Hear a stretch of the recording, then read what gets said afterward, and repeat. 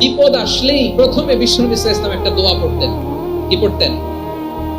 তিনি পড়তেন ইন্না লিল্লাহি ওয়া ইন্না ইলাইহি রাজিউন। নিশ্চয় আমরা আল্লাহর জন্য, নিশ্চয় আমরা কার দিকে ফিরবো ভাই? আবার কার দিকে ফিরবো? আওয়াজ করে বলুন তো, আমরা এসেছি কার কাছ থেকে, আবারও ফিরে যাব কার কাছে?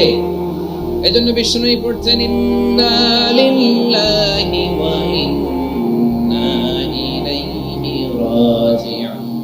নিশ্চয় আল্লাহর জন্য, ওই আল্লাহর দিকেই আমরা ফিরে যাব। তারপরে বিষ্ণুই পড়তেন আল্লাহুম্মা আজুরনি ফি মুসিবাতি ওয়াখলুফ লি খায়রাম মিনহা। একসাথে প্রথমে পড়তেন ইন্না লিল্লাহি ওয়া ইন্না ইলাইহি রাজিউন, তারপর পরে পড়তেন আল্লাহুম্মা আজুরনি ফি মুসিবাতি ওয়াখলুফ লি খায়রাম মিনহা। মানে আল্লাহ, এই যে আমি বিপদে ধৈর্য ধারণ করলাম, এটার সব তুমি আমারে দাও, আর যেটা হারালাম এর চেয়ে ভালো কিছু দিয়ে মেকআপ করে দিও, ভালো কিছু দিয়ে বদল করে দিও। সুবহানাল্লাহ পড়েন। তাহলে বিপদ আসলে আমরা কি করব? তাহলে বিপদ এলেই আমরা এখন থেকে ইন্না লিল্লাহ পড়ব, নাকি হাই হুতাশ করবেন?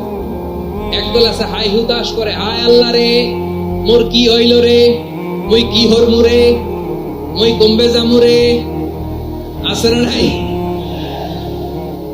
এরকম বিলাপ করতে নিষেধ করেছেন বিশ্বনবী। কি করব, কই যাব, কি হবে, হায় হায়, এরকম হাহুতাশ আছে না নাই? বিশ্বাসীরা হাহুতাশ করে না, তারা ইন্না লিল্লাহ পড়ে। কি পড়ে মনে থাকবে? আমরা পড়বো ইন্না লিল্লাহি ওয়া ইন্না ইলাইহি রাজিউন। নিশ্চয়ই আমরা আল্লাহর জন্য, আমরা আল্লাহর দিকেই ফিরে যাব।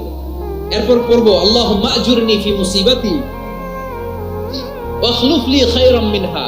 আল্লাহ, আমি যে বিপদে ধৈর্য ধারণ করলাম এটার সওয়াব দিও, আর যা হারালাম তার চেয়ে ভালো কিছু দিয়ে বদল করে দিও। সুবহানাল্লাহ পড়ে।